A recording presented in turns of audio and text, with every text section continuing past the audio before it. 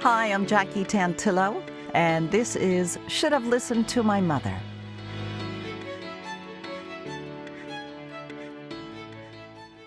Welcome to my podcast where my guests share truths about their relationship with their mothers. This relationship, as we know, can be very, very complicated.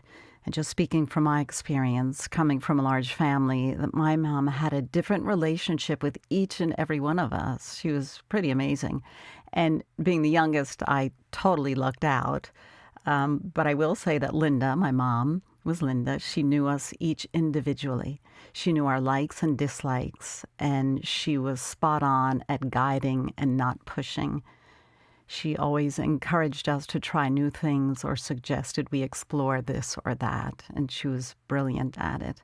I still wish that I could sit down with her today and have a cup of tea by the water and talk to her about all that she was going through raising these 7 kids throughout the different periods of her life and as a mom. So we will continue this conversation now. I'd like to introduce you to my guest, who's multi-talented and has many interests. He's a father. He welcomes everyone to find comfort, love, and respect under his roof. He reaches out to his community regularly, and he has a flock of his own, young and old. Hi, Father Jim Worth. Welcome to Should Have Listened to My Mother. Hello, Jackie. Thank you for having me. I'm thrilled to be here.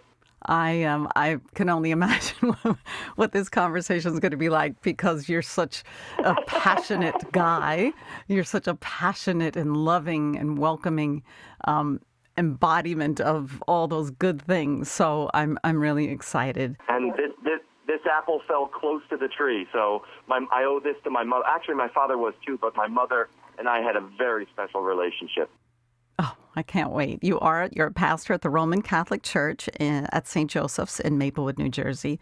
You attended Seton Hall University, an undergraduate degree in music, and then you have 2 graduate degrees in divinity and systemic theology. And currently, aren't you teaching back at Seton Hall? Yes, so they asked me to come back to my alma mater 20 years later, and I'm teaching the freshman core curriculum called Journey of Transformation. So that's exciting, too. It's another aspect in my life. So I'm really enjoying this. I have 60 students altogether in 3 different sections. So it's challenging, but a lot of fun. And I'm hoping to share the passion that I have of the good side of the priesthood, because Lord knows we've all seen what, bad leadership can do. It's crippling the church right now. So I try to be that, down-to-earth, friendly, likable priest, to give these young people a different version of what maybe they're used to or thinking because of, media coverage isn't always so positive against the Catholic Church. Right. Yes, indeed. So this episode is not about religion per se, but it's about moms and how they play a role in our lives. Absolutely. I agree. And priests have moms, too. Yeah. Usually, if a good priest, you can spot a good priest because he loved his mother. Mothers usually kind of nurture our vocation more than anyone else in the family. And I too came from a large family. There's 7 of us. And my mother was just a phenomenal woman. My grandmother, her mother, lived with us. And she got pregnant later in life. This was in the 70s, in her middle 40s. So unfortunately, the baby didn't live, was born and strangled by the umbilical cord. But she was just such a strong woman, unbelievably so. And when she encouraged my vocation tremendously so and lived to hear my stories. And at the time, looking back, I wasn't as patient with her as I wish I had been. But I'll tell you, she loved to hear if anyone said something nice about something I did, and she was my number 1 fan. What's her name, your mom's name? Well, her name was Renea, and it was interesting because it's a strange name. Our family is in French, but they spelled it Renea, which is an unusual spelling for Renee. Her father was born in Italy, and her mother was Irish. So it was a great little combination. But my mother was very petite and short. So as I grew up, my nickname and all of my siblings, we call her Big Mama because she made the decisions. And we used to say, if Big Mama ain't happy, ain't nobody happy. Where are you in the pecking order of the kids? Well, I tell this to people all the time. It's so easy. Picture the Brady Bunch, because my grandmother, maternal grandmother, lived with us, so that was Alice. Then I had my mom and dad. Then there was 6 of us, boy, girl, boy, girl, boy, girl. I'm the youngest boy. Wow. And all of us are about a year and a half apart. Yeah, 18 some months of us apart. Irish twins at times. Yeah. And then we had my 2 female cousins living with us because my mother's sister had cancer, and so my mother was taking care of her and her 2 daughters. So the kitchen table, we squeezed all around, and I just thought that was normal. Growing up, we had a ton of people in the house. There's nothing like that family table where you just keep adding chair upon Absolutely. chair upon chair. And then you know what? We didn't have a whole lot growing up. My father was a glazier. He installed glass and mirrors. I'm originally from Ventnor City, which is way down south in South Jersey. And I remember times my mother would have a candy bar, and no favoritism like you were saying, she would cut it up 6 ways so all of us had a piece. And I didn't know that was, everyone else around me in my classes all had their own candy bars. So I just, at the time, didn't think anything of it. But looking back, I said, wow, what a great lesson, and how my parents sacrificed so all of us could have things. Now, we didn't have a lot of things, but we did have good stuff because my parents sacrificed. Love and abundance. We would all pile in the old Plymouth station wagon, and we would drive to Cape May, and we would hang out there for a little bit, and if we were lucky, we all got ice cream. And then we'd drive back home. That was our vacation in the summer. Then we were close to the beach, so we would go to the beach all the time. But my mother really, she would give the shirt off her back to anybody. And she kind of instilled that in all of us. So I'm very blessed that I have a tight-knit sibling relationship with all of my siblings and their spouses. And so I have 17 nieces and nephews and 9 great nieces and nephews. And I'm blessed because they call me Uncle Fun, because I come down to, I'm the only single one in the family. Everyone's married with kids and grandkids even. So I come home and rile them all up, and then I go back home myself. So I'm sure they don't like that when they were little, but it's great. And all of this came from my mother. She was just the glue in the family. Where did your mom grow up? She grew up in Philadelphia, and she had a tough life too. Her father and her mother and her siblings were in the room, and her father all of a sudden just dropped dead of a massive heart attack in front of all of them. And he was only maybe 49 or 50, if I recall. And my grandmother, her mother, went into kind of like a shock and just really was no good for about a year. Really didn't function, just did what she had to do. So my mother basically raised and took care of the household for that year.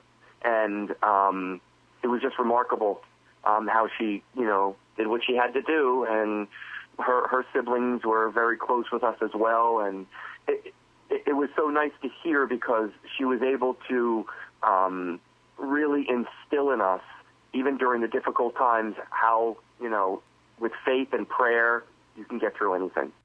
I hope that a majority of the people listening feel that way, that you can get some sort of help from above, no matter what color, shape, or form you attach to or believe in. Absolutely. I think that's there's something greater out there for everybody, and we just need to cling on to that sometimes. And it's a great thing. But that didn't stop my mother, because then, my grandmother, that's when she moved in, and, we all were together in a house, and I thought it was perfectly normal to have 4 siblings in the same room, and also a couple of us in one bed, a couple in the other. And I remember one day, talking about it in school, and one of the kids said, "What?" And I realized, ooh.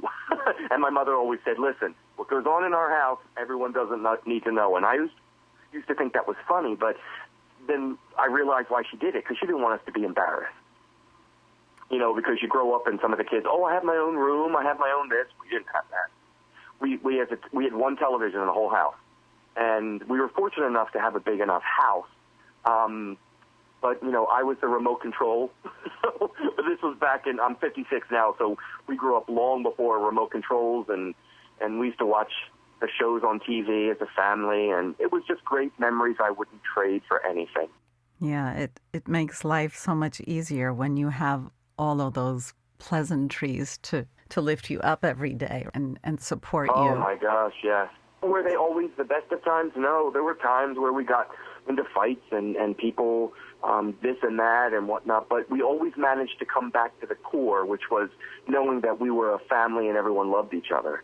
And that was instilled in generations before us, and we were able to, we were blessed enough to at least know our grandparents. Not everyone gets that opportunity. So it was nice. It was really, but my mother especially, when I became a priest, I remember you give a first blessing to your mother as a priest, and there's a tradition that there is a cloth that they wrap the newly ordained man's hands in, and there's sacred chrism, which is like an oil that's scented with perfume, and then that cloth then is later kept. So when your mother dies, you present that into her hands, and she takes that with her to heaven. It's her ticket to heaven. That was the custom. It was a tradition, and many guys still follow it today. And I remember doing the same thing. Unfortunately, when my mother died, it was a horrific time for me. And thank God, all my siblings, we all got together and we got through it. My father had died much earlier, so my mother was alone for a long time. And then she died, she was 74. So about a year later, I remember having a conversation with my sisters, and I had said to them, when she had died, I said to my sisters, I said, we need to find this cloth. It's called a maniturgeon. I said, we need to bury it with Mom. I said, that's important. So they were combing the house, and they said, Jimmy, we can't find it. We can't find it. I said, well, you've got to. So we finally found it, and they put it in the casket, and I thought nothing of it.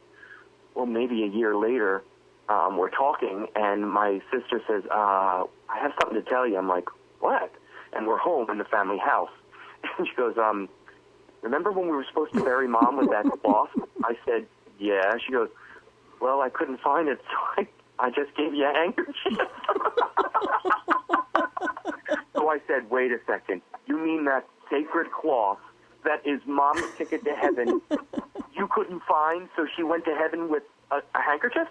She goes, yeah, pretty much. I said, all right, you go find that handkerchief, or you go find that cloth, and you're going to give it to her right now. So we had the biggest laugh.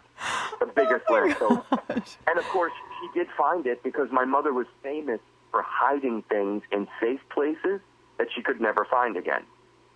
So my sisters seemed to inherit that. So we ended up finding it after the case. So the big joke now is whoever goes next brings it to Mom. Oh, that is so brilliant. My mom would always say it's in a very logical place, and she was losing things all the time. Yeah, and what's logical at the time might not be logical a year later and we would find things. I remember when my grandmother died, my mother's mother, and we were just going through some of her effects like weeks later, and she had like $3,000 in $100 bills rolled up and stuck in one of her favorite pairs of shoes. We'd have never known that. Wow. And we would have probably given her shoes away to Goodwill or some charity. So thank God, one of us was, when we were packing up stuff, we found it, and we're like, oh my gosh, and we called her Nana, so we just laughed. We got a big hearty laugh because she was funny. She was the type of person that she would watch us all, my Nana, and when my mother and father would go out, occasionally they would go out. When they did, she would say, okay. She would take candy and throw it in the air so it would go in all corners of the room, and she'd watch us like rats scurry around trying to grab the candy in the room. She would be sitting there belly laughing. And your parents never found out?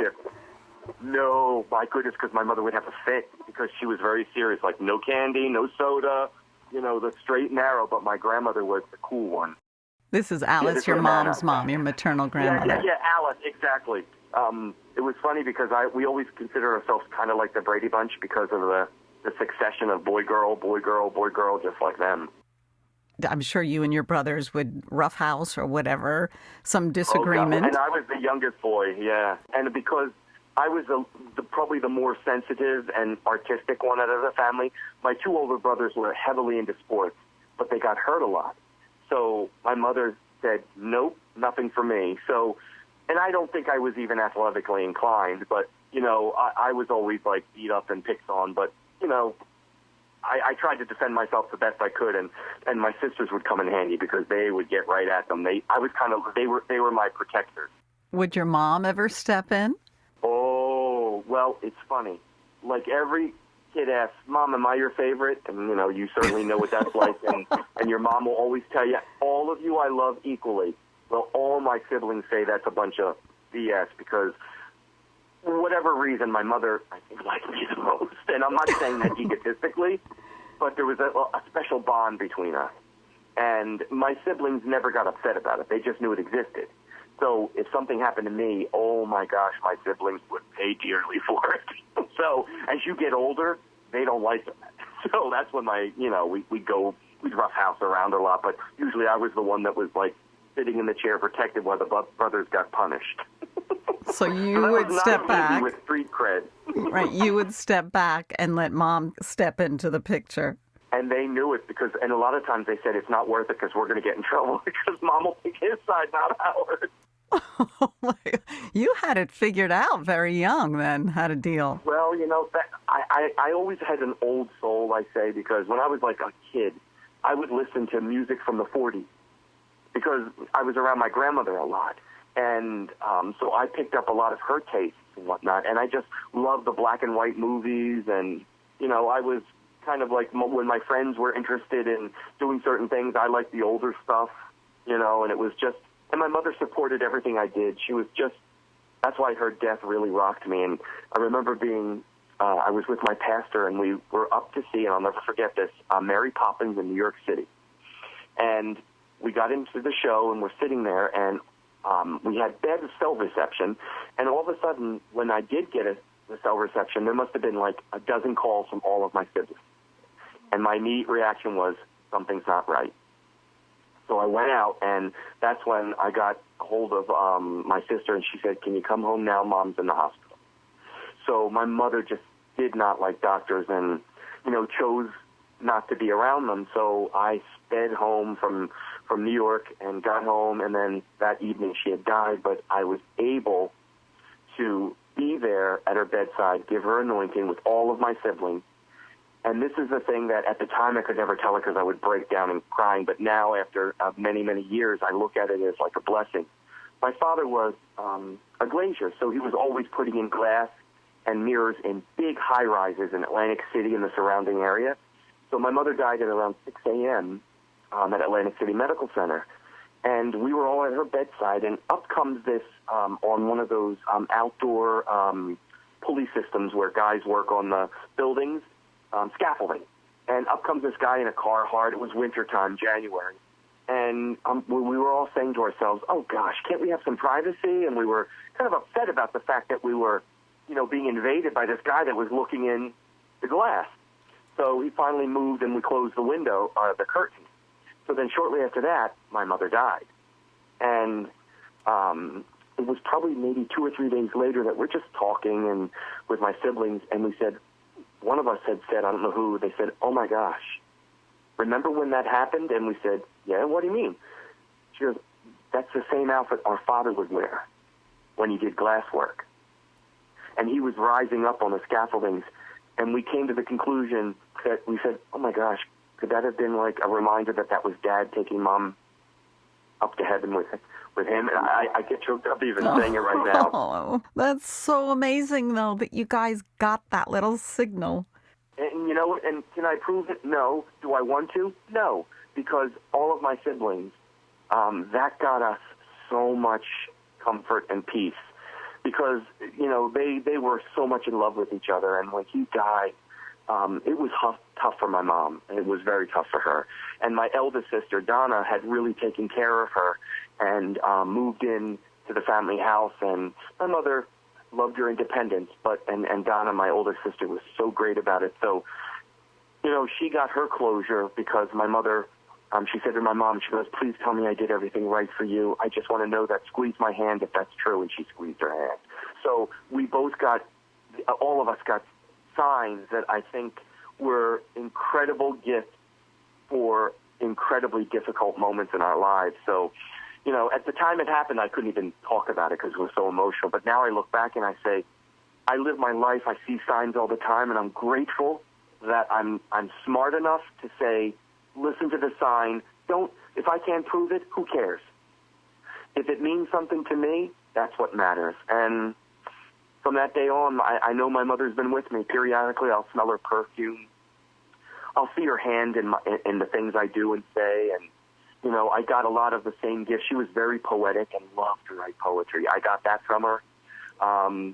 She was a great thinker and whatnot. I got that from her. So a lot of her lives in me and my siblings. And it's that type of relationship. Was it perfect? No. But I'll tell you, to this day, she's the wind in my sails. And for the first couple years after her death, I almost wanted to leave the priesthood because I was thinking to myself, maybe this wasn't my priesthood. Maybe it was my mother's. She really loved the fact that I was a priest. She loved every minute of it. So it was a hard time preaching. I was having a hard time helping other people with their problems because I wanted to say, hey, listen, you got problems, but so do I. My mother died. And then I got over that, thanks be to God, and it kind of like renewed me. And it gave me another second wind, if you will. And now I know I take her everywhere I go. My mom used to say about my dad when he passed, he's right here in my pocket. He goes everywhere. Isn't that beautiful? Absolutely. And I tell people when I am in the position many times to try to console them, I say, listen, they're with you now in a special way, a way they couldn't be in this life. And you might not feel it or notice it or be aware of it right away, but give it some time. And all of a sudden, you'll get a breeze. You'll smell something. You'll see something that'll remind you, and that's no coincidence. I call it a Godcident. God gives us these little signs, these little nudges that tell us, hey, listen, your loved one is not gone. They're not forgotten. They're with me, and you're going to be with me soon. When your job is done on earth, we'll all be together again. And that's what gets me through the day. Yeah. When you close your eyes, what do you see in your mom? Is it she's there with a purse in her hand with a dress on? Is she working in the kitchen? Where do you see, sense, and feel your mom? She had this incredible flair for like dressing up, and I could see her in one of her fancy outfits, and she loved, we used to call it hooker red lipstick. She called it cherries in the snow, and we would all buy it for her as gifts. But it looked like hooker red to us, and my siblings and I would joke, oh, Mom's coming out with the hooker red lipstick on. So that was her big trademark, and bright, beautiful red lipstick she'd have on, and she'd have her hair fixed off, but she had a smile that could melt ice on the spot. And I keep her picture like that, and it's on my cell phone as my wallpaper. So anytime I'm on the phone, I get on the phone, there she is smiling right at me. So when I close my eyes, that's what I see. And I see her smiling from ear to ear. Did she go to school? No. In fact, what's interesting is her brother went on and became an English teacher.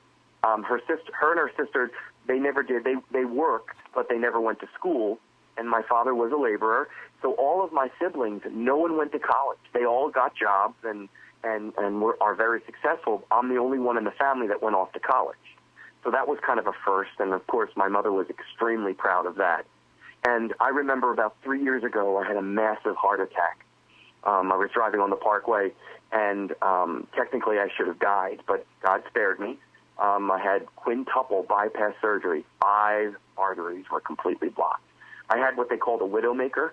Oh my gosh! Since I'm not married, there was no widow. But I'm so grateful, but I'll never forget this. And again, I don't need to prove this.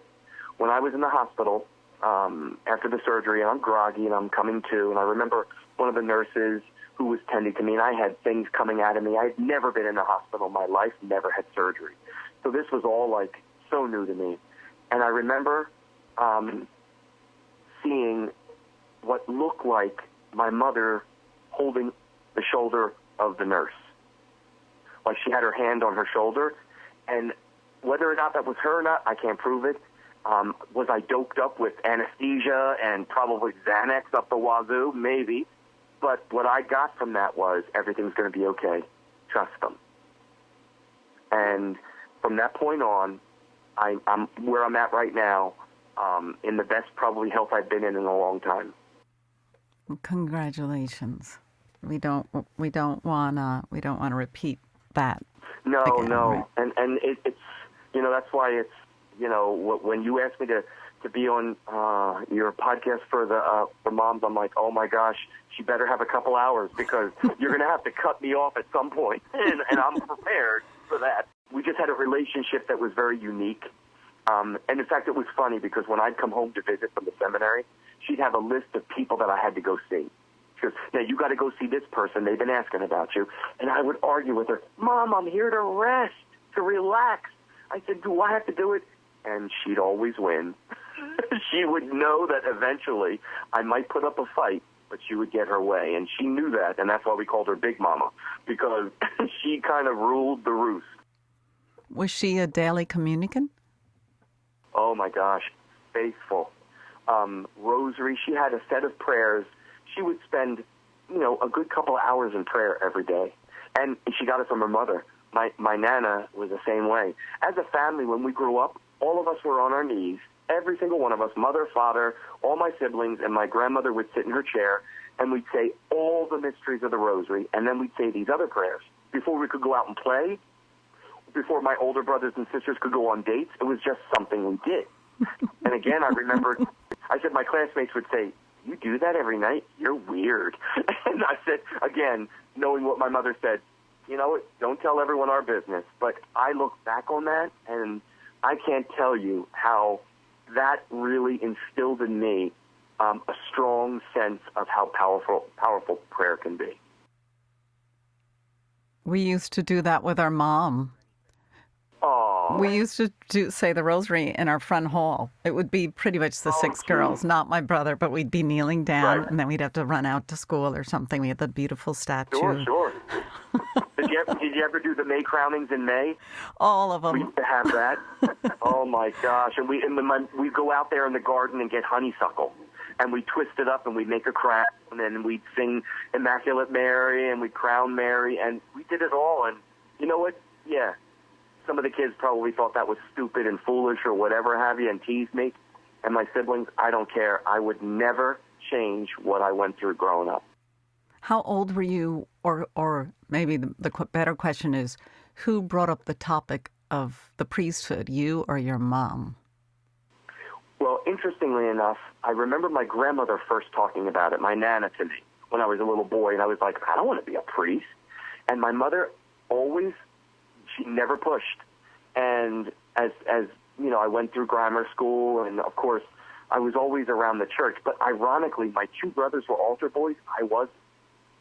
So the one who wasn't the altar boy became the priest, and the two altar boys got married and had kids. So it was kind of funny. But I remember when I went off to a retreat, and I said, I think, and at this point I was like maybe 20, 21, 22, and I said, I think, I might have a vocation. And I remember telling my mother, she was excited, but she said, whatever you do in life, you're going to be good at it. And she was supportive. And once I actually signed up and became a seminarian, that's when she really revealed how excited she was and supported me every step of the way. And what was good about it is, she goes, and anytime, if this isn't for you, I'm here. And which was nice because I never felt pressured at the time, which was very comforting, You could go to her for confession. Absolutely. Yeah, she would never come to me for confession, but I could go to her. Oh, my goodness. A very proud woman, too. She was very proud, and she would go to communion, and she would give communion to the homebound, and she was so involved in our parish, very involved.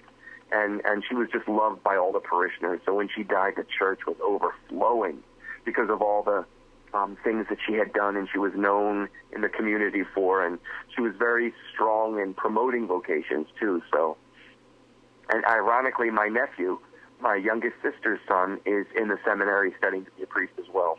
How many personal conversations have you had with him? Well, not a lot, because I said, you know what, I don't want to push this. But he showed signs of wanting to be a priest a lot more than I did. And we have conversations now, but when he was doing it, I said, Nick, if this is what you want to do, I completely support you.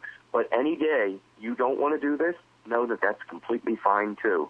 And he knew my mother. He was alive, and he had a special relationship with her too. All the kids called her Mom, so. Oh, I like that. I know that's special. Yeah, she loved that title. Father Jim Worth, pastor of the Roman Catholic Church at St. Joseph's, Maplewood, New Jersey. Thank you for joining us and sharing stories of your mom, Renee. Yes, my pleasure. Thank you for asking me to share them. We'll see you next week on another episode of Should Have Listened to My Mother. I'm Jackie Tantillo.